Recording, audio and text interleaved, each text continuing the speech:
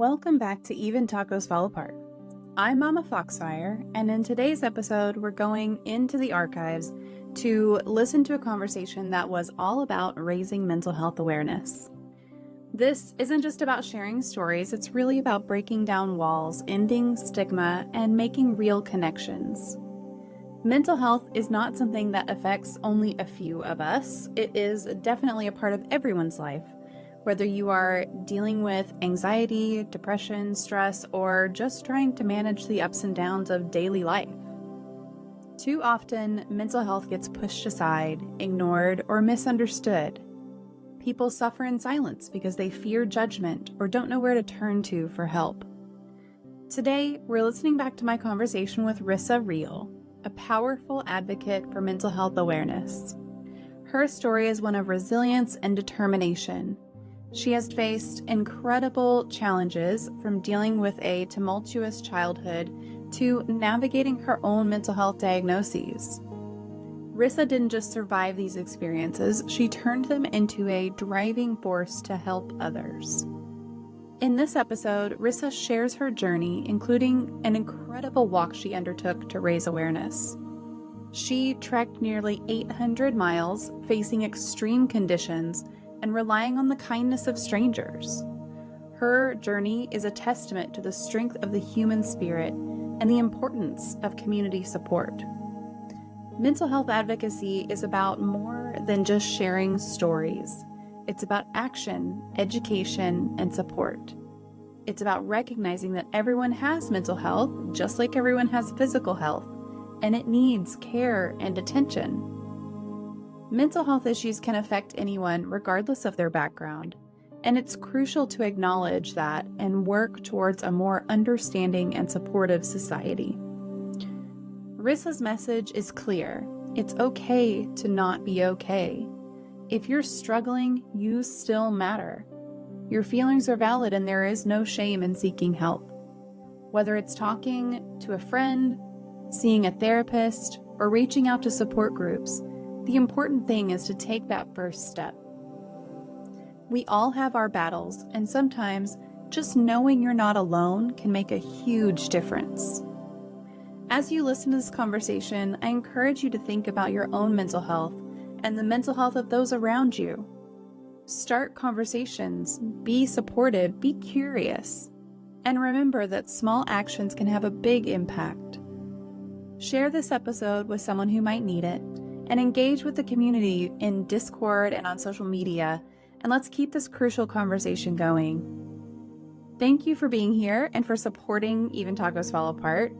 Your engagement and encouragement is what helps spread these important messages and makes a difference in the lives of those struggling with mental health issues. Let's listen into this conversation with Rissa Reel. Her story is raw, real, and incredibly inspiring. I hope you find it as enlightening and encouraging as I did. Stay tuned and let's get started. Welcome to another Mental Health Monday. I am super excited to have you here. Waddles, how are you doing today? Hope y'all are doing fantastic and you had a good weekend. You are refreshed. You are ready for the week ahead. I just found out my AC is not working, so that's a super fun thing. So little extra movement in the room as my fan is on and it's not usually. Thank you so much for that follow. Judge Judy Slayer. What a good name. Wow. Judge Judy Slayer. That is a good name right there. I love it. Really is. It's fantastic. Well, I am super excited to have Rissa Reel with us today. Let me open up a question queue. For those who haven't been here before, we are doing a Mental Health Monday. This is a live session Q&A to talk about a subject related to around mental health. And we have a question queue open. If you have a question for our guest, type an *Q, follow with your question, hit enter to put into chat. And I'll make sure that we ask it while we're having this a wonderful, wonderful conversation. So Rissa Reel is going to talk with us today about her mental health advocacy and journey walking for the voiceless. So a little bit about Rissa. Hey, there's Kev. There you go. Hello, ladies. Two of my favorite people in the world on one screen. Hey, Kev. So Rissa started walking for the voiceless to end the stigma of mental health, and mental health has impacted her entire life. Her mother had bipolar disease, and that led to drug addiction and eventually her death 4 years ago. Rissa also endured a childhood of abuse and neglect. She raised her 4 siblings, one having cerebral palsy. She was then later diagnosed after the birth of her second daughter with postpartum depression, obsessive compulsive disorder, and post-traumatic stress disorder. After her marriage fell apart, she ended up in 2 relationships that led to sexual assault and domestic violence. She fled for her life in January of 2021 to Burton, Michigan.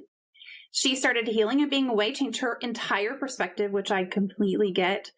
She was free. She was still alive. Rissa decided to help others find their voice and spread her story as far as it could go. On June 22nd of this year, she decided to start her walk on foot, backpacking on a mission to walk as far as she could go. A mission that was to show the world that they weren't alone. A mission to show that life and the walk gets hard sometimes. I got distracted by chat for a second. Hey, Grey Knight, how are you? It's full of storms and pests. It's full of wild beasts and snakes. It gets really dark. You may even reach points of wanting to give up. However, if you just keep putting one foot in front of the other, you never know how far you will make it. A year ago, Rissa was in an abusive relationship that would have ended her life, and as of now, she walked nearly 800 miles from Michigan to Kansas. She returned home on August 15th, will be speaking for NAMI at an event in September, which is really, really exciting, and plans to write a book and share her photography.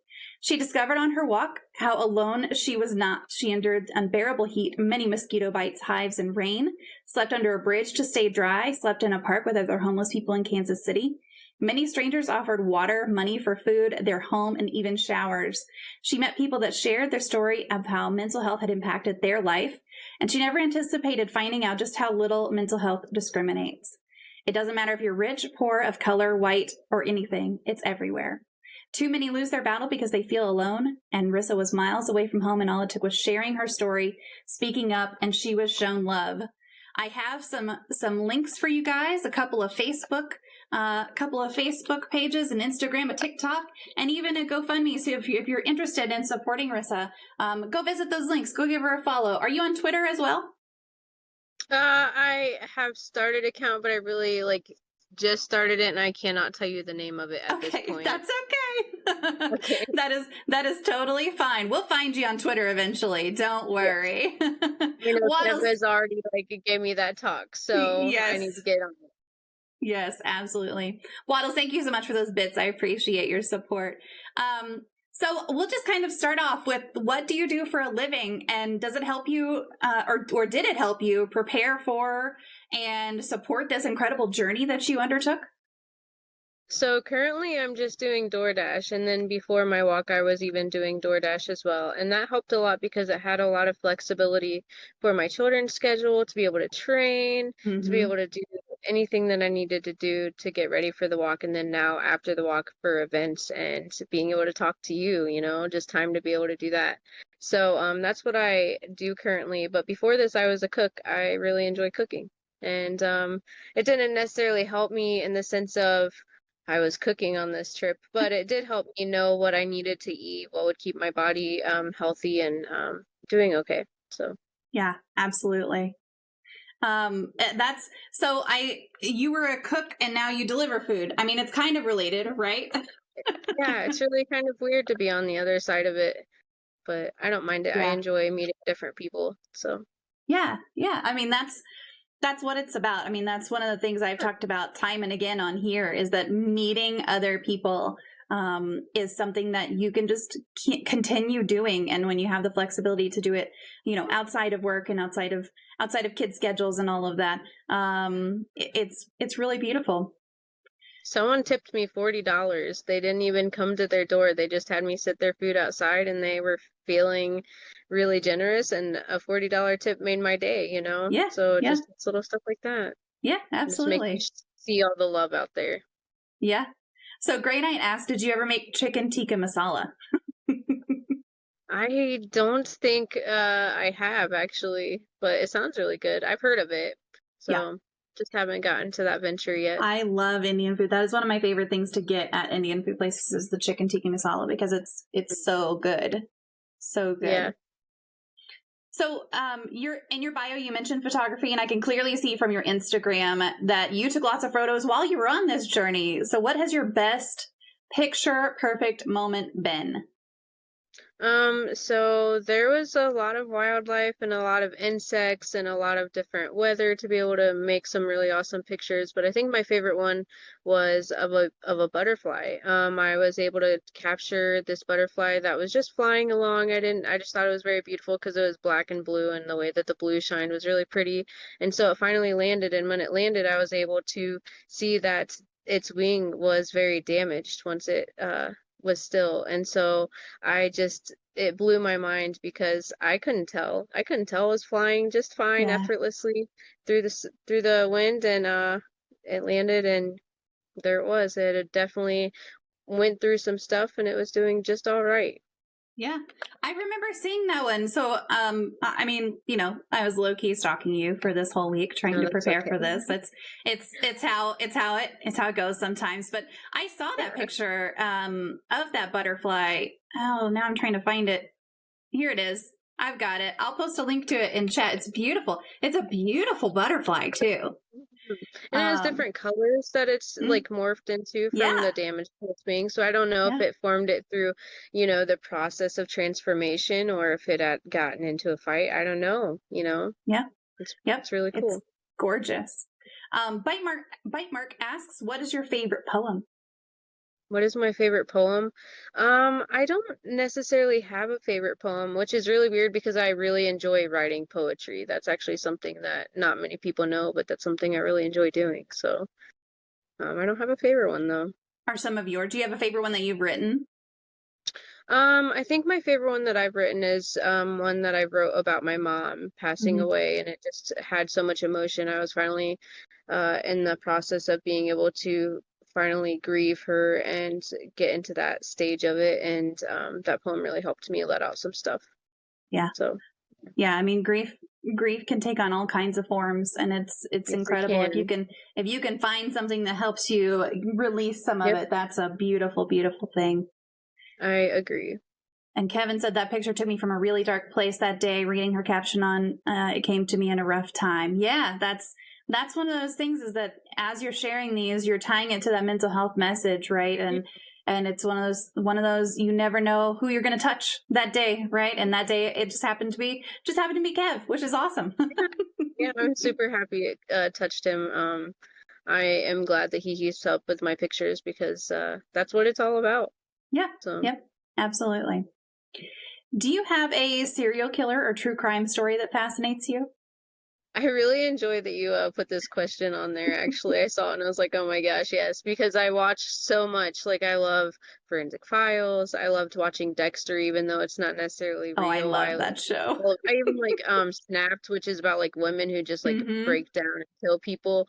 But I think my favorite serial killer is Jeffrey Dahmer, just because I'm completely fascinated with how he was able to convince, like, he didn't even have to convince people. Everyone thought he was just this normal guy doing his Yeah. normal life, going about his business, and no one knew what was underneath. No one knew the real him. And he was able to fake it till you make it type thing. And so that's what fascinates me about it. Yeah.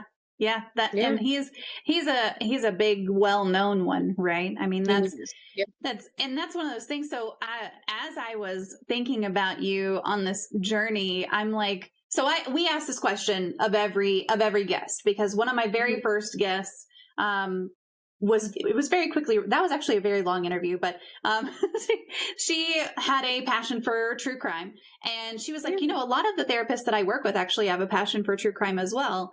And so then I started asking, I asked the next guest, do you have a passion for true crime? Like, is this a thing? And sure enough, like, there are a lot of people who are very, Yeah. yeah, very into true crime. And I think it's there's a lot of psychological things that we could dive There is into for sure. behind that. Yeah. But, Yeah. but also, whenever you were preparing for this journey, was safety a concern? Like, were you worried Oh at my all God. about this kind of thing? A little bit. When you're going out there, like for me, like it was like it turned into not even being scared of wildlife. At that point, I knew that that was something I was going to be in. I had to accept that there are animals out there, as long as I left them alone, I hoped that they would leave me alone. But people, that that's something you can't predict. You don't Yeah. know what people are going to do or how they're going to react. And so if someone sees me out there with a backpack, someone could assume that I'm homeless. What if they assume that I'm on drugs because I'm homeless, you know? Hmm. And some people have a really bad mentality about that. And or there's, you know, the people that are homeless and you don't know how much they're going to need something more than you do. And so Hmm. therefore you don't know how they're going to react in those scenarios. And so that was it was a lot to take in at times, but I honestly was really overwhelmed with how much the bad didn't happen, how much love there actually was instead of the bad. So, That's yeah. great. Yeah, that's Yeah. really, really good. Mhm. Kevin asked, okay, if you could bring one thing on your next walk, would it be blueberry Cheerios? Oh my gosh. I don't think you understand how much I've ate those, Kev. Like they're my staple. And not only mine. Like I think that I love them a lot, but I'm pretty positive my daughter loves them way more than I do. And they're delicious. Like I'm pretty sure they're just a staple for my household now, not even just a walk. So, That's yeah, they're awesome. delicious. Yeah, that's one of those things that I have never tried blueberry Cheerios, but whenever you were talking about that on that podcast, I was like, I wonder if my kids would like that.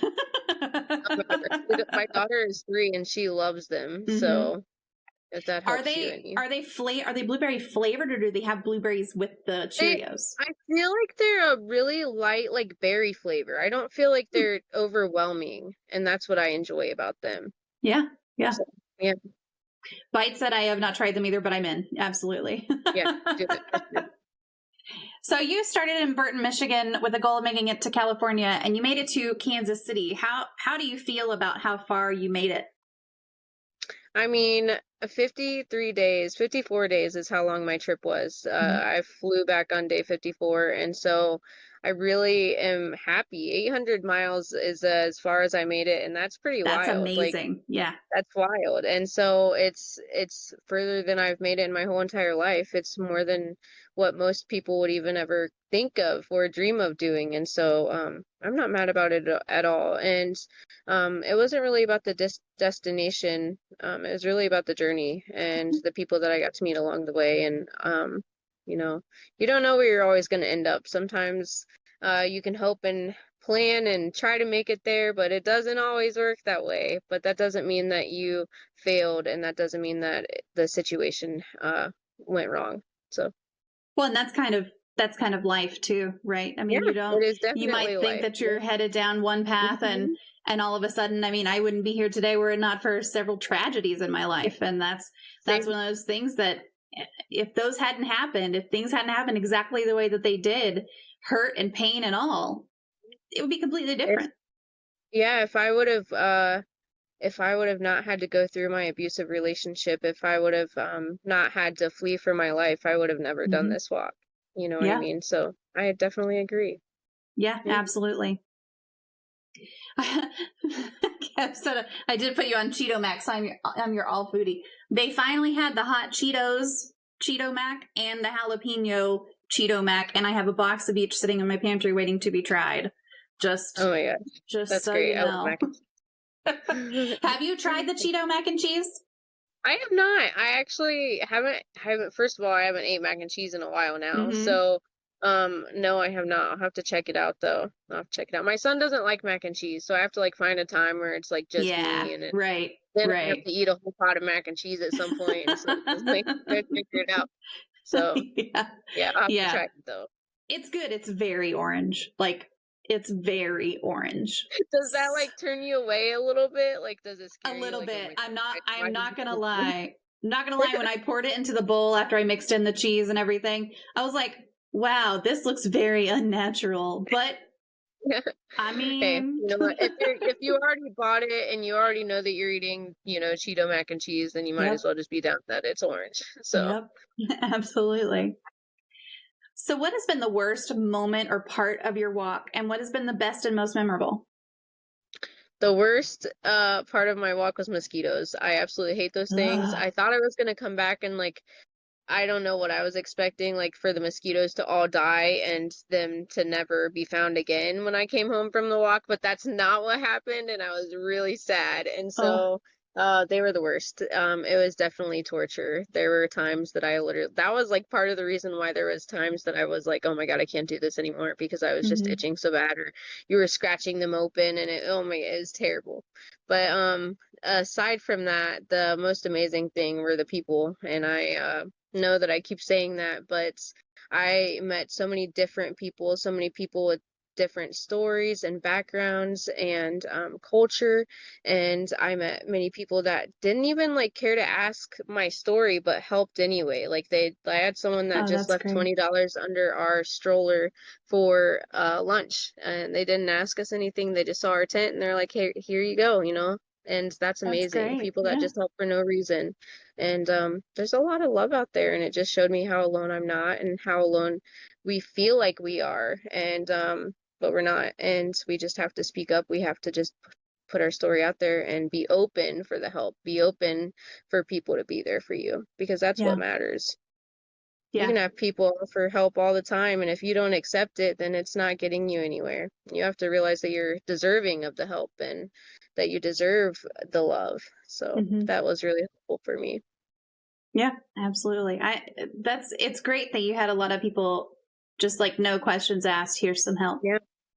Even just water. They were like, "Oh my God, Hmm. it's hot. Here's some water." Or I'm trying to think, just coming into the restaurant and they'll hear us talking about it and just buying our dinner, and it just the small things, or people just stopping to ask and then sharing their story, because that was really the most amazing part, not the money, not the extra nice stuff. While it did and was amazing and helped, it was the people that shared their story of how mental health had impacted them, or why it had meant so much for me to be doing what I was doing.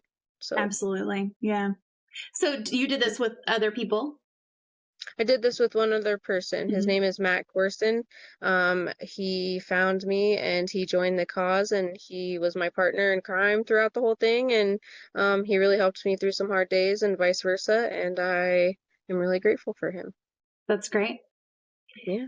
Were there any particular challenges of doing this during the pandemic, or was getting away from the news kind of a welcome respite for the most part?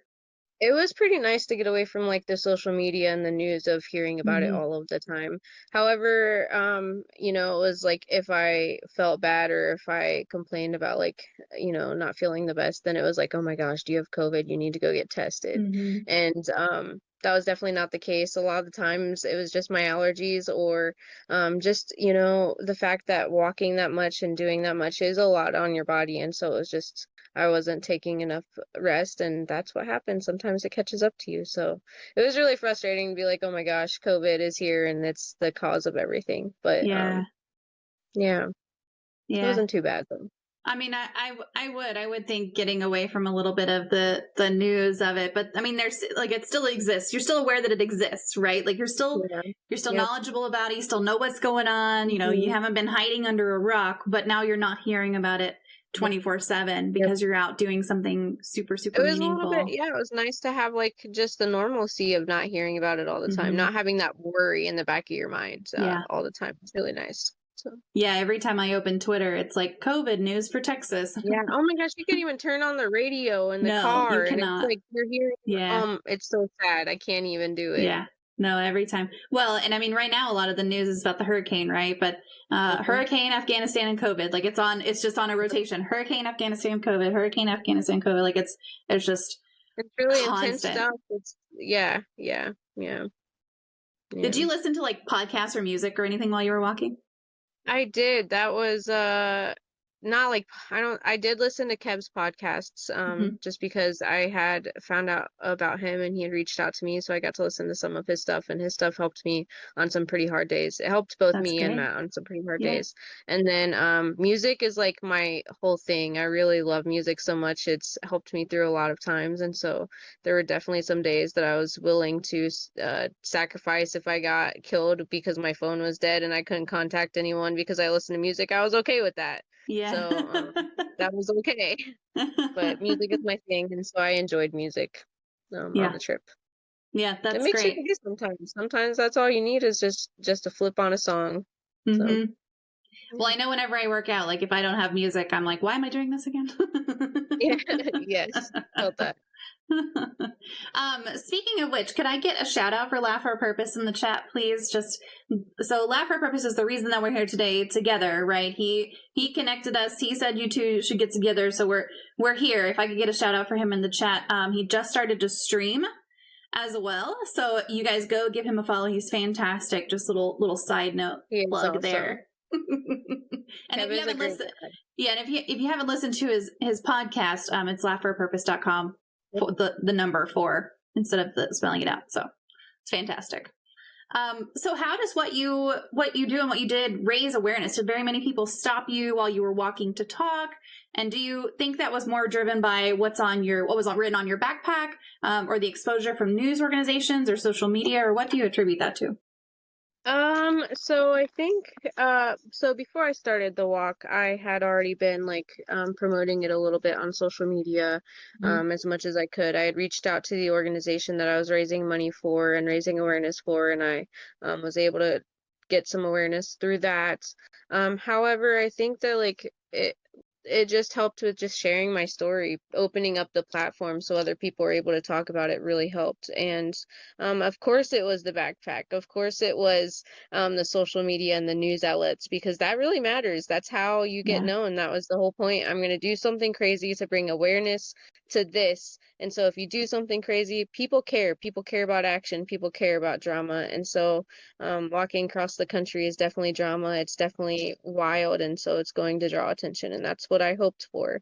And so having a big green cover on my backpack that said I walked from Michigan when you're in Missouri, definitely it raised eyebrows and raised questions. And that was the point. And so once I was able to share my story, people were able to open up to me, and that was awesome. So it was wild. I would get, not a lot of people know this. I haven't talked about it a lot, but I would write notes on the Katy Trail. So the Katy Trail is the trail that runs through Missouri. It's the longest rail trail in the country, and it's really an amazingly beautiful trail. And so each trailhead, which is the stops that the trail made, or the train made on that trail whenever it was a rail trail, or I don't even know how you want to describe it, but I left notes talking about how we were walking, we were on this day, we were here on this day. And so I showed the cause, and then I left our information about social media, and there were people that would find our social media,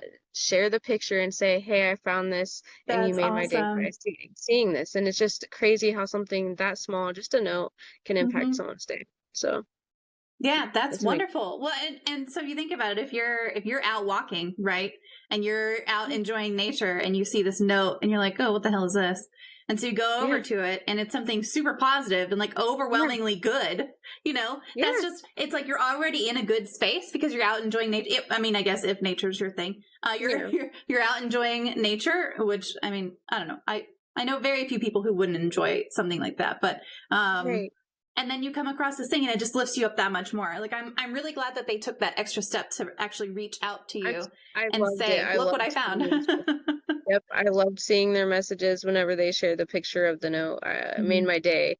So, it was really cool how it shows you how small, even just waving to someone can make someone change their whole day and how the course of their day goes. They could be completely having a terrible day, everything's going wrong, and finally a stranger waved to them. They must mean something. They must be here for a reason. And then maybe they get what they needed done that day because you waved to them. So yep, absolutely. Awesome. So, for those of you who have been here before, you'll know that this is pun intended, but walk us through a day in the life of this walk. What did you have to do every day? Okay, so I wrote it down. I want to make sure I get this right here.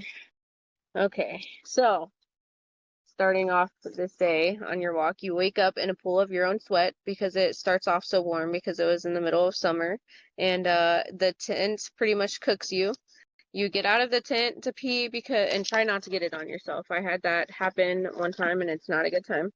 And then you get your tent, your sleeping bag, all of that packed up, get your bag ready, dig your food out for the day, or not for the day, at least for the morning. We would eat cold oatmeal for the morning time, a pouch of baby food. That's great for backpacking, by the way. You get some fruits and it's nice refresher, I guess, Mm-hmm. for the food that you're able to have. And then you just start walking. Walk as far as you can walk. We get anywhere between 10 to 20 miles a day. And we'd pretty much stop where we fell that day because we were so tired, and then set up Mm-hmm. tent. And after we got the tent set up, we get our bags taken off, and we would charge our phones, and then we'd eat some food. We ate instant mashed potatoes, cold mashed potatoes for dinner, some tuna, and then later on we were able to figure out that pickles were really good in cold instant mashed potatoes, so that was able to be on there. And then Pickles and instant mashed we potatoes. yeah, it was really good actually. I really enjoyed it. I feel like it's something that I would probably enjoy again, you Mm-hmm. know. And then you just go to sleep and you repeat.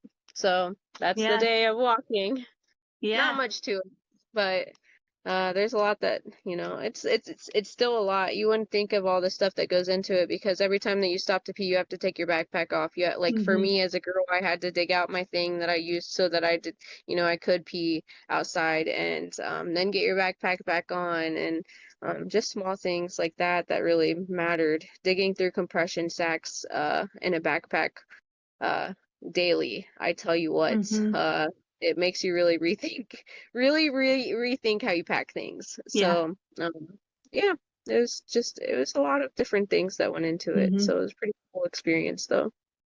Yeah, it's one of those things that you don't necessarily think about. Okay, well, I'm gonna go for a walk and it's gonna be a long time, but how do you stop to pee? Like, there's Yeah. not gonna be, if I'm thinking about, so I live in Texas, and if I'm thinking about, I'm gonna drive even just down to my parents, like there are long stretches where there is nothing. Yep. Yep, and that's how it goes. You have to really plan out. And like I would even force myself before we left the town. I'd be like, okay, there's another gas station. Let's go pee again. Make sure it's all empty. Yep. That way it saved me time on having to do it later on the trail. And Mm-hmm. it's not terrible. We thankfully didn't have to go number two outside. I was really grateful for that. I'm sure one day that'll happen, and I will appreciate a toilet even more. So Yeah. yeah, Yeah, yeah, for sure. We call that the magic potty whenever we're going somewhere where I tell my 7-year-old, okay, you need to stop at the magic potty because if you go in there and sit down, you're going to have to pee. yep, yep. Hey, Esfion, how are you today? We are talking with Rissa Reel. If you are just joining us, we are talking to Rissa Reel, and we are talking about her journey of walking for the voiceless and mental health advocacy. So, what did you do for self-care while you were on this walk? That's a really good question, actually. Self-care was actually pretty hard. You're outside, you're very limited on what you're able to do. Some days you're not even getting showers, you're not able to have anything. Sometimes you just stink. Like I didn't even know if like my deodorant was working at some point. And so I would do it in other ways, like using my phone battery a little more so that I could listen to music that I needed. Mm-hmm. I would take time to focus on my breathing while I was walking because that was something that that was actually really helpful because meditating is something that's part of my self-care at home. So breathing is really helpful with meditating, and it really helped me through some of the heat of the summer. And so that was a really good way. Good showers, just whenever I was able to take that time to take a good shower, Mm-hmm. I was able to do that. Dryer sheets, I really enjoyed when I was able to stop and do my laundry, that I had some clean smelling clothes, at least for a day or two. Right. um and that really mattered. So that was my self-care. Yeah. Yeah. Did you guys stop at like the trucks? Yeah, like the truck stops and everything for their showers, or were you able to find people who would let you use their showers along the way? So it was actually worked out. We didn't have to go too terribly long. I think the longest time was like 4 to 5 days, and that was Mhm. really bad just because of how hot it was. Right. We were able to have people offer their home. Like we had someone offer their home that we stayed in for the night, and they offered a shower. We stayed at this one place that was a campsite in Marthasville, Missouri. It's called the Katy Caboose, and it's just literally a little caboose that someone had bought, and it's a restaurant. They make little food and ice cream. You can't even sit inside. It's an outside sitting place because it's so small. But they do camping, and so it's free unless you take a shower. Well, they had the shower that was a shed. It's a shed shower, and someone had Jimmy rigged it to where there was the shower inside of this shed, and we took a shower. It was actually a really Yeah. nice shower. We really needed it, and so there's a lot of different ways. We even did a hose shower. There was a Mhm. campground that was like, we don't have any showers, but we do have a hose. So that's what we did outside with our clothes on. We took a shower with our clothes on and with the hose, and that was okay. It was better than nothing. So, Yeah. yeah, it worked out all right. We ended up being okay with showers, so not too bad. Yeah. Could have been way worse. Yeah. Bite said I had to walk from one building on my kids' campus to another building, and I was already sweaty. I can't even imagine walking all day. Yeah, and you did this during the summer. I mean, you started in June? Yep. Yeah. Mid-June and then finished mid-August. It was pretty intense. And Missouri, I tell you what, I've never felt heat until I've hit Missouri to Kansas City. That is some heat, and I was sparkling like a Twilight vampire. That is Mm-hmm. how sweaty I was. Yeah. So, yep. Yeah, that's not something that I would consider pleasant. Actually, it was not. It was not. I actually, with my obsessive compulsive disorder, sweating was actually a really big trigger for me. And also due to childhood stuff, I was able to work through it. I understand now that that's just part of your body's response. You got to do it to be able to live. Your body needs to sweat. And even though it's not fun and it feels gross, it's needed. And so I was able to accept that, and it's not triggering now. And so that's really something that has helped me from the walk. Oh, that's great. Yeah. So you had a breakthrough with one of your triggers. That's Yeah. amazing. Yeah. Yeah. It was intense. Oh my gosh, I feel so bad for Matt. He had to deal with me on I think it was like, I want to say like day 5 or 6, where I just one morning I was so cranky because it was like 8 o'clock and I was sweating profusely and I was so upset. I was like, why am I gonna be so wet? And I was freaking out, and he just let me do my thing, let me freak out, and then I just had to accept that that's what it was and just keep going. So, I was pretty happy that by the end of the journey, I was wet and that was all it was. Yeah. So. Yeah. At least I was wet to be able to cool down a little bit, and Mm-hmm. I was grateful for it by the end of the trip. Yeah, that sweating part is that, I mean, that's one of your body's mechanisms for cooling itself Mhm. off. I mean, And it did help a lot. did you have to deal with any heat exhaustion or heat stroke on your trip? I think that's actually why I got sick one of the days. Mhm. We were walking from a quarry where we had stayed the night before all the way to Sedalia, and I think it was about 19 miles that day, and it was really, really hot. Like there was no wind. We were shaded for part of the trip, and then we got into near Sedalia, and it was just straight hot, straight no shade. We were walking in the brutal sun, and it, I got to the hotel that day because someone had paid for the hotel for that night, and we got there, and I literally passed out, and I woke up feeling like poop, and I didn't leave that hotel for the next Mhm. day. We bought another night and stayed so that I could rest and just be okay because it was pretty rough. Yeah. Yeah. Yeah. It's good that you were able to take that time a little bit. Yeah, I was really thankful and grateful for the people that have helped with the hotels, and that was one of those times. So. Yeah, that's great. Did you have a lot of nights where people would help with hotels, or was it kind of few and far between?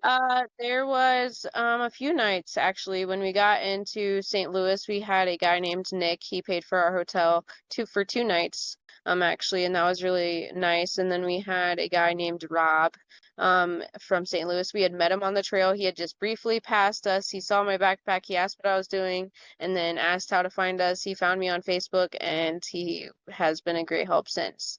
That's And great. because of him sharing our stuff, that was the people that had bought for the Sedalia night, when I Hmm. was sick. Someone that he had shared the post with, and they reached out to me and they helped. So That's awesome. there's That's a really lot of cool. people, Yeah. even yeah, just so many people. So Hmm. Kevin said, especially if you're walking 3.5 miles the wrong way to get your wallet. I heard about this whenever y'all were talking about on the podcast that you had kind yeah, of a zero yeah. sum day. Oh, it's not a good. So we had started in this little town. We had gotten 2 miles. We had stopped for a break. I needed to do some more stretches because I was feeling a little rough from sleeping on the ground. So I stopped. I didn't realize that my wallet had fallen out of my backpack on the trail. We got off the trail because we were trying to walk to the train station, walked 9 miles, realized it was not there. So we had to walk 9 miles back. So we had 20 miles Oh, in that day and only made it 2 miles as far from where we started. oh Yeah. man. I'm just glad that my wallet was there. That Yeah, was a no terrible kidding. time. I would have been really screwed if there was no wallet there. I would have been really sad, but I'm glad it was there. And Yeah. yeah, it Or was if just you'd one gone day. back and it wasn't there, and then you had to look in your backpack and it was just like hidden in your backpack somewhere. Oh my gosh, I would have been so I know. I would have been relieved that I had it, but I would have been so mad that I like Yes, didn't feel enough, like that it had just exactly. Yeah. oh terrible. Yeah, no But yeah, kidding. So what yeah. do you do? You mentioned meditation as far as self-care that you do on a regular basis. So when you're not doing walks like this, what do you do for self-care regularly? Well, walking is actually one of my things that helps me. That's before I even wanted to do this walk, I was walking. It was something that I started actually walking in the middle of January because I had read that cold helps your anxiety. It helps regulate your body's autonomic system. And so I started going outside and walking in the cold, and then I just kept doing it. And so that's something that helps. I just alone time, just some me time to unwind from being a Mm-hmm. mother and unwind from the crazy hectic life that sometimes is and just stuff like that. I like doing my makeup sometimes just for some art. I really enjoy taking pictures and then writing. Writing helps a lot sometimes and there's quite a bit. I've actually been able to implement a lot more coping skills than I ever have in my whole entire life. So I'm pretty grateful for that. So, That's and wonderful. talking, Yeah. venting to people, that's good too, Mm-hmm. you know. Yeah, So, yeah. absolutely. Yeah. So Bite said, "I was sparkling like a twilight vampire." It's my favorite quote now. I really like that too, especially since it's related to sweat. I mean, I think that paints Yeah. the perfect picture. Yeah. Yep. Yeah, and it looked like that, I promise. Like there's hmm no exaggeration. Yeah. That's funny. So I'm how glad did you like you prepare for your walk? Was there anything that you quickly changed once you started? And what did you do for safety? Was this basically a backpacking trip with a badass mission, or was it something else? it was definitely a backpack trip with a badass mission, you know? Backpacking trips are not easy. Yes, you get to see a lot of beautiful things, but people take it as vacation and while you get to see the beautiful things, you deal with heat, you deal with bugs, you deal with sleeping on the ground and hmm I want to just let you all know that sometimes you really don't think about how great a bed is. Yeah. Sleeping on the ground is wild. Even just sleeping on a mat is so hard some nights, and you don't get a full night's sleep, and so it's not easy. It was definitely a badass packing trips though, with a Yeah. badass mission. But I walked a lot for it. Obviously, I already briefly touched on that. Diet was really important. I have already been on like a weight loss mission. During the course of a few years, I've lost 100 pounds. And so I was losing too much, so I had to make sure I was putting enough protein into my diet and carbs, hmm and just really being on top of that. And with someone that like struggled with food because I was neglected as a child, that was really hard to just get into the habit of eating properly. Because after I moved out, then I ate, Right. and so it was just trying to figure out the healthy ways to do the things. And so, yeah, that was pretty much it. Pack training and just getting ready and being outside. But nothing could have really prepared me, I guess. Like, yes, all that stuff helped, but it was definitely something different than what I had thought it would be. So, Yeah. Was there anything that in your training you hadn't thought of? Like once you started, you were just like, oh man, I wish I had done this differently and changed it up.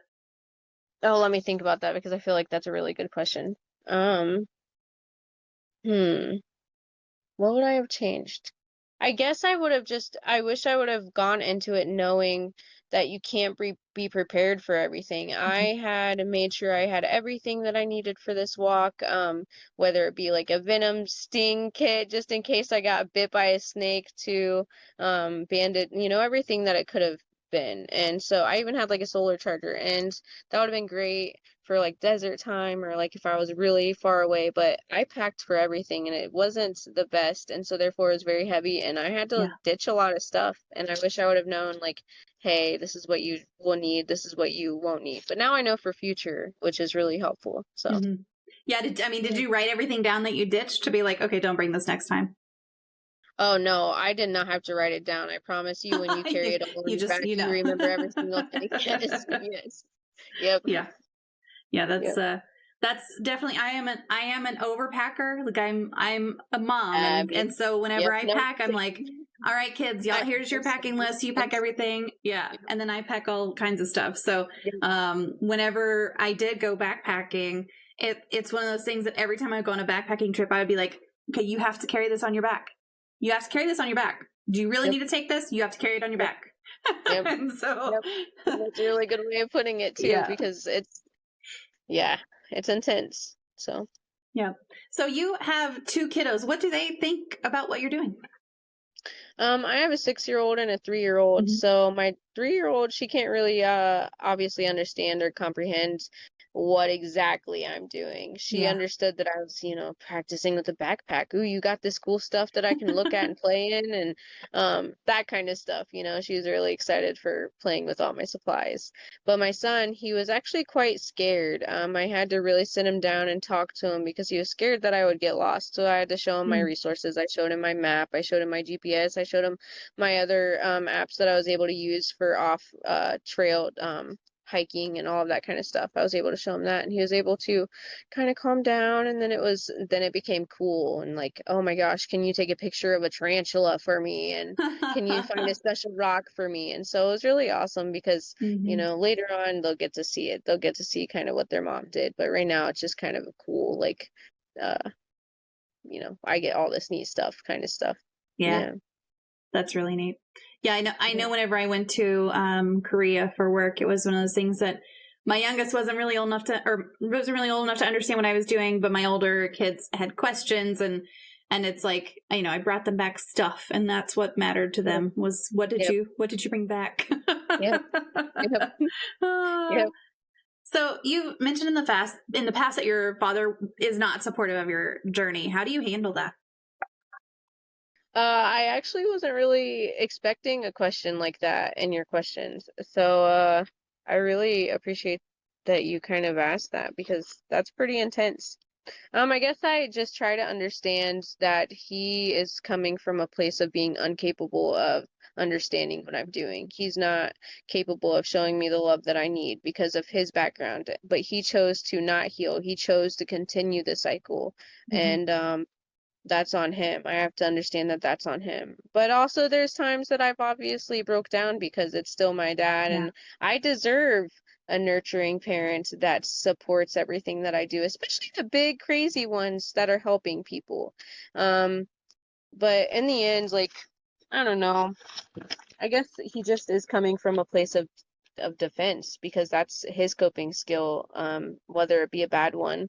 That's his coping skill, and that's what I have to accept. And I have just blocked his number. He's blocked off my Facebook. He was trying to get in contact with like my children's father, and like, just too much, you know what I mean? So I just had to really shut it down, and Yeah. by shutting it down, he got very mean. And those are where you can't take back words. And that's on him. He has to live with it. So there's Yeah. hard days and there's good days. I know that I don't need him, and I never have, and I'm doing okay without him. And uh, yeah, he has I, his own life and I have mine.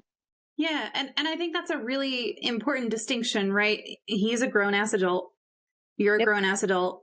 You've Yep. healed from something. He clearly hasn't healed Yep. from it, or he's not willing to put in the work. And if someone else isn't willing to put in the work and you're willing to put in the work, the only person you can put in the work on is yourself. You can't Yep. work on someone Exactly. else. Mm-hmm. So I'm glad to hear you say, that's on him. It's not on, because it's not on you to fix him No. and make him be supportive. It's on you to fix yourself and work on Yeah. yourself and make sure that you're supporting yourself from the inside. And if you need a supportive parent, you just send me a message. Okay, great. I shall. I Uh, appreciate that. Oh, Bite, that is a beautiful idea. So Bite said, could you imagine doing a photo scavenger hunt set up entirely by children? Things like a blue rock or a leaf shaped like a cloud. Oh my gosh, that's Oh, amazing. that's a good photography challenge. I like that. Yeah. My daughter even will like be like, "Oh my gosh, this is a heart leaf. It's a leaf that's shaped like a heart because a lot of them are." And she's like, "This tree loves me." So yeah, just looking Oh, at it from a just looking at it from a children's perspective, you can find so much love for the world. And it heals a lot of those inner child things whenever you go back to that place. And you can find the fun in life when you yeah. think of things as a kid. Yeah, You I can mean, never be at heart. right. And it's so hard. Some of us really lose track of what we liked as kids and Yeah. what used to bring us joy. And it's one of those things, if you Mhm. can get your kids to explain what brings them joy, it might Yeah. reconnect you too. I think that's a really cool Yeah. idea. Yeah. I agree. So Kevin said October 10th is a walk to fight suicide in Cincinnati, Ohio. It also happens to be my birthday. So I think it would be a really cool second walk for you. Are you planning to do this again? And will you change anything if and when you do? So I would love to do this again. I actually was thinking about it and I met a lot of people on my walk that are bicycling and they're bicycling Oh, coast to yeah. coast. They're doing miles and miles on their bike. And I would love to start bicycling actually. I think that I could get either I want to do it coast to coast within the time that I gave myself to do this walk. I could definitely make it. Or I could just do my route that I was supposed to do this year and actually Mhm. finish it. And that's my goal to, at least in the long-term future of next summer. And obviously a lot more adventures. I can't just walk one. I walked the 100 miles. That can't be the only time I walk that far. I have to do it a lot more. I have to go Mhm. see the things. So Yeah. yeah, it definitely won't be the last time. What would I change? Uh, I guess just trying to not plan for everything. You can't Mhm. plan for something like that. And I got to see a lot of really cool things because I didn't plan it all out and I let people help me and give me ideas along the way. And that was what really was amazing about the trip. So, Yeah. yeah, you can't be in control all the time. So, I Right. just wanted to leave that. So, yeah. I have to remind myself of that all the time. I can't be in control Yeah, all the time, even if I you want to can't. be. I'm Only bad. you I'm and bad you at when you have reminding myself about it. to. It's hard. Hey, Yeah. you're not perfect. You're Yes. a person too. Yeah. Yeah. So, it's hard. Do you think that if you switch to biking, do you think it would be less impactful because you might not talk to as many people? No, because like I said, I talked to a lot of bicyclists. A lot Mhm. of people that stopped and asked me questions were bicyclists. Yeah. And if I'm stopping to take pictures and I'm stopping along the way, oh, I also wanted to mention I want to take more 0 days. I want to be able to rest a little more and give myself some time without beating myself up because I didn't go far Yeah. enough that day. Uh, Right. um, and that's the thing. Like, I want to be able to take the rest and be able to meet the people. And I think that I Hmm. would definitely get to meet. You're still going that far. There's no way Yeah. that you're not going to impact at least one person. And Right. as long as I impact one person, that's all that matters. So, Yeah. That's yeah. great. So in your bio, you also mentioned your siblings, and you've talked about your grandmother being supportive as well. Are your siblings supportive, or are there other family members that you've touched through your efforts? My grandparents have been like my saving grace. They've even like saved my life literally. My grandma's my basically my motherly role. That's the motherly role. She fills it. She's been there always, and so I really appreciate her. I have two younger brothers. They are in service. One is in the Navy, one is in the Army, and they have both done their help with this walk, and they have both shown their support and been amazing towards it. I have a younger sister who is not. I don't talk to her. She's just as toxic as my father, sadly. She developed her own coping skills as well from our childhood, and so therefore we just don't speak. And so I'm Mhm. not sure exactly what she thinks. Um, I also have had some, like my aunt and a cousin on my dad's side that have reached out and been absolutely supportive and amazing, even when he wasn't. So, yeah, I've had a lot of really awesome people. That's great. Yeah. I mean, it's really good to have, even if, your father or your younger sister or anyone else isn't supportive, it's good that you have that structure of still having that familial support because while yeah, it hurts. It hurts that you have people who don't support you, Yeah, who are supposed to be these close family ties. At least you've got some folks who yeah, are there to support you and who you know you can lean on and you can count on yeah, for that support. That's for important. sure. It is very important. It's very important to know that you're not alone and that you have support. Mm-hmm. Did you meet anyone on this walk that you now consider family? Actually, so many people I have taken down so many different phone numbers, but the guy that I talked about, Rob, who got us a hotel room, he's reached out and his mom also suffered with bipolar disorder, so we've talked about that. His wife, I think her dad or her mom suffered with obsessive compulsive disorder, and so it's just we've gotten to talk about that. Who else like have I met? I'm trying to think. There's a guy who has also walked across the United States. He's walked coast to coast. He actually lives in Michigan, and we've been talking and hanging out, and he's really cool. And there's been a lot of people, and I think the most important person has been Kev, though. While I have not gotten to meet him, he Aw. is someone that I have learned of and gotten to know because of this walk. And so Mm-hmm. he's been the most important person in helping me on some of my really tough days. So, Yeah, that's yeah. great. Kev, I hope you're still here to hear that. Yeah. Yep, he is. He said, "Love you, Awesome. sis." There you go. Love you, dude. So what inspired you to do this? I mean, I know that you mentioned taking the time to heal for yourself, but what gave you the idea to walk across the country? So it was pretty wild. I moved to Michigan and I started healing and I just wanted to be able to help people. And so I pretty much it was kind of crazy. I quit my job that I was cooking and just started walking at the nature park and I tried to figure out what I'm supposed to do. I'm here for a reason. I've went through all of this for a reason. I know that there's something that I'm supposed to be doing. And so I started thinking about maybe just volunteering with my local volunteer groups, with like feeding the homeless and picking up trash. And then someone had reached out to me on Facebook. They loved all the stuff that I was posting that was positive and uplifting, and they just liked my attitude and vibe. And so they're like, hey, this is really cool. I love it because I'm walking for veterans. And so it's really amazing that there are people out there that are like you. And so he walks for veterans. And I was like, oh my gosh, well, that's what I got to do. I got to do it for mental health. There's so many people dying out there because they feel alone. So let me go out there Mm-hmm. and share my story to show that. I guess for me, I started the walk thinking that sharing my story would show people that they're not alone in the sense of I've been through this, maybe they can empathize, maybe they've been through a similar situation. Mm-hmm. However, after the trip, I learned that it was to show that people are physically and literally not alone, that all you have to do is speak up and ask for help. And so I started the walk on that mission. Just it's something crazy and it's gonna draw some attention. It's going to stir some pots, and that's what it did. I've been on several news stations. I've been on Kev's podcast. I've been on radio stations. I'm here now. I get to speak for NAMI. And so it definitely drew up some attention. And that was my hope. I want my That's story to go as far as it can so yeah, that it can impact absolutely people. amazing. Yeah. Yeah. Yeah. So, And I think that, just pointing out that you're not alone. And as soon as you start talking about mental health, and I found this on here, I also found this at work. As soon as I started talking about my own struggles with mental illness, it's one of those things that you'd be amazed how many people just are like, oh yeah, me too. But yeah. if I had never talked about depression, if I had never talked about PTSD, if I had never talked about anxiety, if I'd never talked about the things that I struggle with, so I wouldn't know half the people that I know today because they were like, hey, me too. Yep. And I definitely wouldn't know the people at work. I wouldn't know them half as well.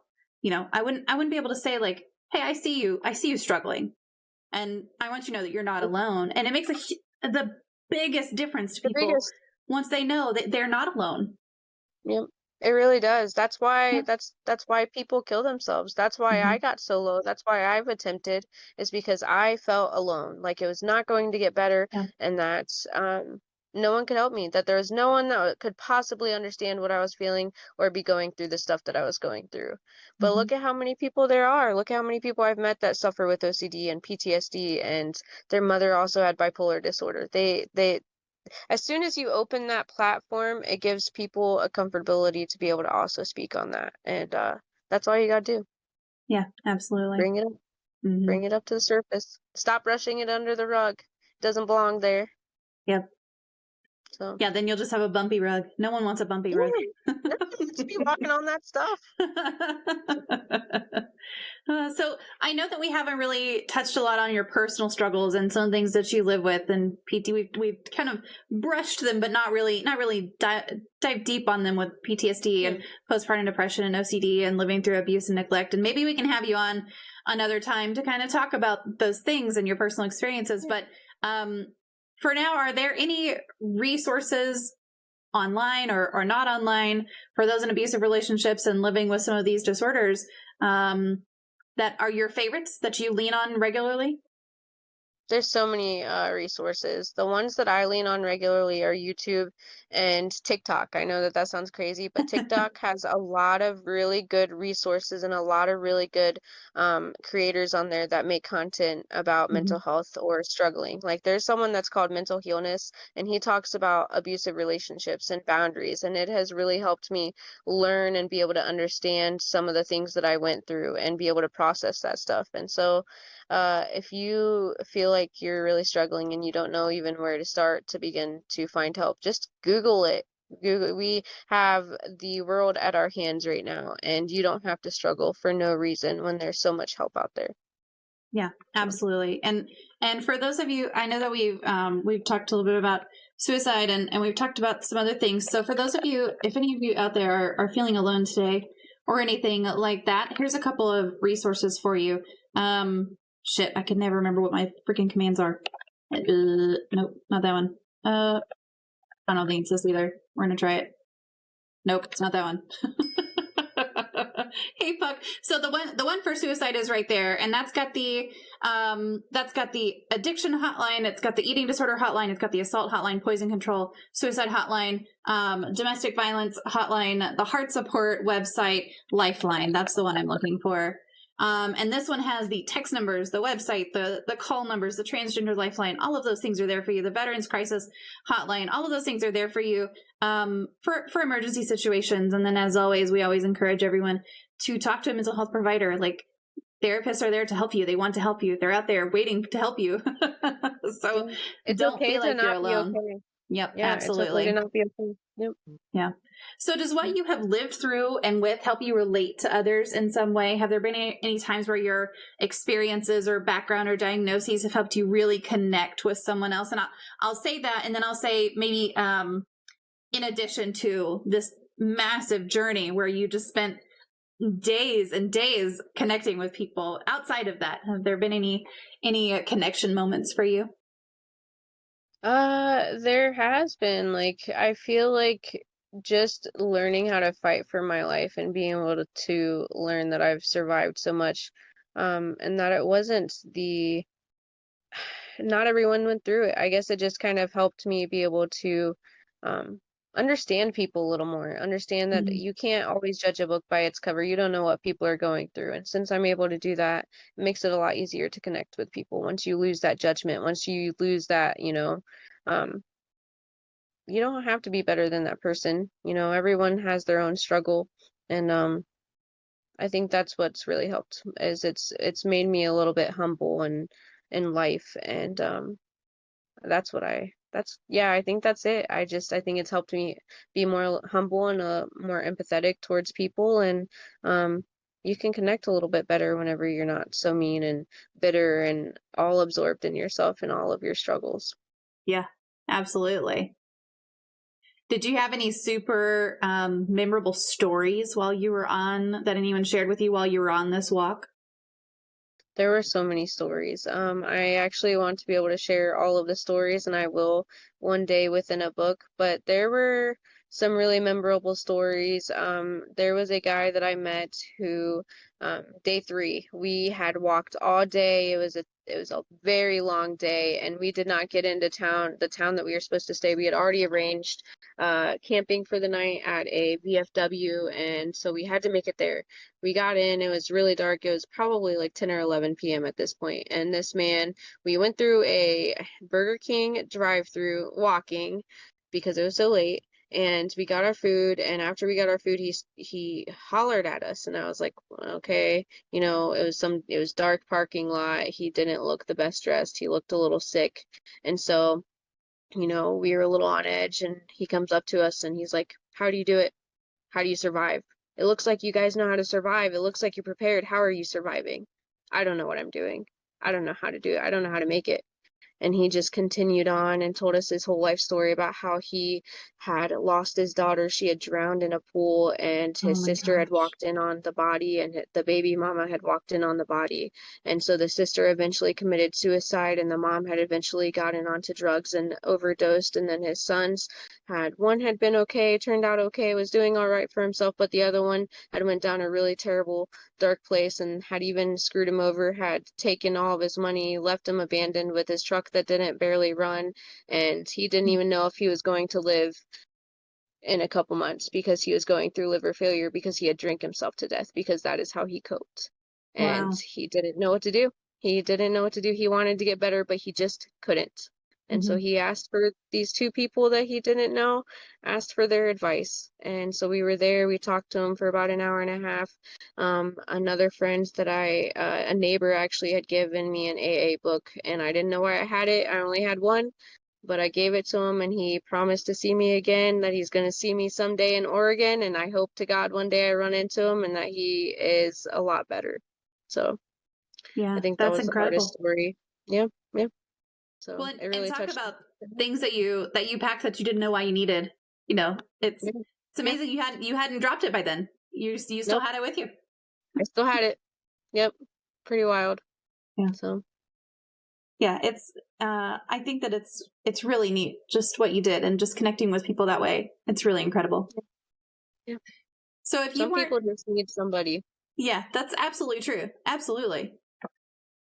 So if you weren't doing what you do now, or if you had chosen kind of a different path in life, what would you be doing instead? I'd probably be cooking. I would love to own my own restaurant and to smoke meat for a living. I really enjoy grilling and making the Yeah. best. It's definitely a favorite hobby of mine. Or I would be dead. Like that would be the other life path that I would have went down. Because that's the more realistic path that I would have down if I had chosen to do anything differently. If I wouldn't have chosen to live for myself. If I wouldn't have finally uh found my voice, I would probably not be here today. So Yeah. yeah, Yeah. So what's your favorite kind of meat to smoke? all Oh, of them. Bite asked. Okay, hang on, because Bite asked the same exact question. What is your favorite meat to smoke? All of it. I have smoked a lot of different things. I've done like a tri-tip roast, and that was a lot of fun. I've smoked a whole turkey for Thanksgiving, and I loved doing that. I really enjoy anything. I've smoked bacon wrapped pork chops. I've even smoked vegetables. Like it's so much fun. I enjoy it a lot. Oh, that sounds amazing. So, Yeah. Bite's husband has a smoker, and my Okay. dad also has a smoker, and so I'm like waiting for the smoke off. We got to get Okay. like Well, now all right, you're I'm gonna do ready. brisket, you're gonna do this, and then we got Yep. to have you down to Texas to do something different. Let's do it. Yeah, I'm ready. As long as no one uses pellets, then I think we're good, because then I automatically will win. I'm sorry, because if you're using pellets, I'm just kidding. But I don't yeah, know. I yeah, don't know if I'm Alex ready. uses pellets. I know that my dad doesn't. I don't know if Alex does. Shouldn't use the pellets. The chunks are way better. So Yep. yeah, Yep. Well, they hold moisture better than the they pellets do. do. They help hold temperature. Oh, it's so much better than pellets. So Wood chips all the way, she said. There you go. yeah, awesome. Good. Laugh for Purpose said, I just watched a TikTok where a guy smoked pizza rolls. Hold on. He used a You can do smoker to anything. cook bacon wrapped pizza rolls. Ooh, ooh. Whoa. That's okay. That's Okay. amazing. I'm down. And the bacon would probably like cook the pizza roll like crust, and that would, oh, okay. I can see how that would work. That sounds good. That sounds really, really good. Yeah, link us to that TikTok, Kev, because I want to watch that. Yeah. I love some pizza rolls. You can post it straight up in the chat, Kev. Listen to this. You're allowed. I cook a whole bunch of different stuff. Like cooking, I've been doing since I was 10, and my son did a Mother's Day thing, and they asked him what his favorite food was that I cooked, and he put pizza rolls out of all the foods I've cooked. I make the best pizza rolls. So at least I do make the best pizza rolls. So I'm I happy love about it. that. I love it. Puck, thank you so much for that subscription. I appreciate your support. So it is time now for the Disney magic moment. I got to stop saying Disney. I'm going to get sued one day. Where I have my magic wand here, and I'm just going to wave it. I'm just going to wave it right in front of the camera. Okay. And what happens now is you get to eliminate one Oh, common opinion, misconception, or theory surrounding mental illness, disabilities, or talking about mental health. So what are you eliminating today? Let me think here. I guess I would want to eliminate the stigma that it doesn't affect others, that we are alone, that your neighbor doesn't struggle with mental health, or that rich people don't struggle with mental health, or that even our warriors, the people that fight for our country don't struggle with mental health. Some of the people that are deemed the most strong people, it affects everyone, and it doesn't have to be a diagnosis.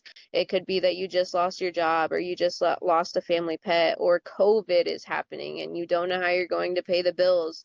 It can just be stress. It can be anything. Mental health is something that is very important, and you have to take care of yourself with it. And so I guess that's what I would change about it, that it doesn't affect others. It affects everyone. It impacts everyone. It doesn't matter where you come from. So yeah, mental illness does not discriminate at all. And everyone, nope, so here's what gets me is not only does mental illness not discriminate, but everyone has mental health. Whether you're having a good mental health day, a bad mental health day, whether you have a diagnosis or something different, you have mental health. Like we all have it. Yep. And Mental health could be good or bad. Yeah, absolutely. Absolutely. Well, I'm going to open up to any remaining Q&A. Chat, if there's anything that you want to ask Rissa, feel free to pop it in there. And then I will just kind of open it up to you, Rissa, and say if there's anything that we didn't cover that you want to talk about, resources, sites, personal recommendations, anything like that, feel free. I'll just let you talk for a little bit. I'm trying to think. We covered quite a bit. I'm pretty happy with it. For anyone that's struggling, like, I know that sometimes it seems hopeless and you feel like you're not you're the only one. You're the only one going through this, or that it's not going to get better. That you've went through all this hard stuff and all the hard stuff just keeps happening. And when is it ever going to stop? Well, I can't tell you I know when, and I can't tell you that it's going to stop right now or soon, but I can tell you that you've made it this far when you didn't think that you could. And I want you to challenge yourself to see how far you can make it, because just when you didn't think you could make it this far, here you are. So in a year from now, what if you're someone who walks across the country? What if you're someone who does something that changes the world or impacts people? You know, you get to choose that. You get to choose your ending, and you get to choose the next chapter. So just hang on for it. I know it's not always easy, but there's some beautiful things, and I am always willing to chit chat with anyone who needs help. You can find me on my Facebook. I know that she's linked to that. You can find me on my Instagram. You can find me on TikTok. Whatever you need to do, even if you just need to talk to a stranger, like, do it. My biggest motto this summer was just do it. If there's something that you're thinking about doing, if you're too scared to do it, that fear is always going to be there. That's not going to change. Just do it anyways. So I heard that, I guess to be, I'm trying to think of the word that I was going to use. I lost it. It's gone. That's okay. It's not there. But yeah, I'm here for anyone though. I care. There's a lot of people out there that care, and you matter. Like, it's okay to not be okay. You matter though. Yeah, your survival rate so far has been 100% because you're here today. And absolutely, you matter. The only reason that your heart is beating is because of you. Yep. So, Espion said, I am very strong and had to learn to stop pushing myself as if I wasn't overwhelmed. That is a great point, Espion, because a lot of the time, you can push yourself past the point of breaking before you actually realize that you've broken. And Yep. it's not good. It's not good to just keep pushing yourself like that. Everyone has a point. Everyone needs a break. I mean, I hit burnout, this year with my job, and fortunately I had already scheduled some vacation time, but I was struggling. And it was one of those things that I kept telling myself, just hang on, you've got a vacation in a couple weeks. And looking back now, what I should have done is said, hey, I can't do this right now. I need a day off now. Like I'm at that point now. Of course I didn't, because I'm hard-headed, but it's not good. It's not healthy. It's not healthy to do it that way. And then Estienne also said, because I was taught you just had to keep pushing to go through it, but that was just making it worse. Yes. Yep. Laugh for Purpose said, Riss, you skipped the question. For October 10th is his birthday. Consider coming to Cincinnati to do the Fight Suicide Walk with me. October 10th. Yes, I have another event in October planned, but I'm pretty sure it's not the same dates. But I definitely want to be there, especially since it's your birthday. So we will definitely be in contact about it. You have my information, so we'll be chit-chatting. Yeah. I look forward to meeting you. I'm pretty sure that this will work out just fine. So October 10th, I'm like looking at the calendar now. That's a Sunday. Ooh, so my okay, kids have school the next day. Everything revolves around kids during the school year, right? Yes, it does. It does. Yeah. I've got PTSD. I was actually going to ask if I could talk about it this stream, but then you were doing this thing, so I thought I better not. Espion, you're always welcome to talk about whatever you'd like, and we'll continue after this interview is over. We'll continue. You're welcome to talk about whatever you need to. And then there's always the Discord as well. If you're not part of the Discord and you want to get some stuff out, you're welcome to do that. And then also, this is not, I don't run this. I don't have anything to do with running this, but Heart Support's another really good resource. Why isn't that command working? This? I swear it's just HS and I think it's just not working. Okay, well, I'll find a link for you. But Espion, you're welcome to talk about whatever you need to talk about. We're here for you. Well, Rissa, thank you so much for joining us. I appreciate you taking the time today. And I just want to say, like, I'm absolutely impressed with what you've done, and I'm looking forward to what you will do in the future. I really appreciate that. I really enjoyed talking with you, and thanks for having me on here. Thank you so much for joining me and listening back to that conversation with Rissa Reel. Her journey of resilience and determination and her unwavering commitment to raising mental health awareness remind us of the strength we all possess, even in our darkest moments. Rissa's story is a testament to the impact of community and the importance of support. Her walk to raise awareness, despite facing numerous challenges, highlights how vital it is to keep pushing forward no matter how tough things get. This is something we can all carry with us in our daily lives. Whether you're dealing with your own mental health struggles or supporting someone who is, remember that every small step forward is a victory. We talked about how mental health affects everyone, regardless of their background or circumstances. It's essential to remember that it's okay to not be okay, and seeking help is a sign of strength, not weakness. By sharing our stories and experiences like Rissa did, we can break down the stigma surrounding mental health and create a more understanding and supportive community. As we wrap up, I want to encourage you to keep this conversation going. Reflect on what we talked about and think about how you can apply these insights to your own life. Reach out to friends, family, or professionals if you need support, and remember that you are not alone. There's a whole community out here ready to support you. If you enjoyed this episode, please take a moment to like, subscribe, and leave a review. Your feedback helps reach more people and helps continue spreading these important messages. Follow me on social media. I'm MommaFoxFire everywhere, and that'll help you stay updated on future episodes and also help find you ways to join the community, whether that's Discord or different social media sites. Share this episode with someone who might benefit from hearing Rissa's story and help keep the conversation around mental health going. Thank you again for tuning in and for being part of this journey. Remember, even when life feels like it's falling apart, we can always find strength and support in each other. Until next time, take care of yourself and be kind to those around you. See you on the next episode of Even Tacos Fall Apart.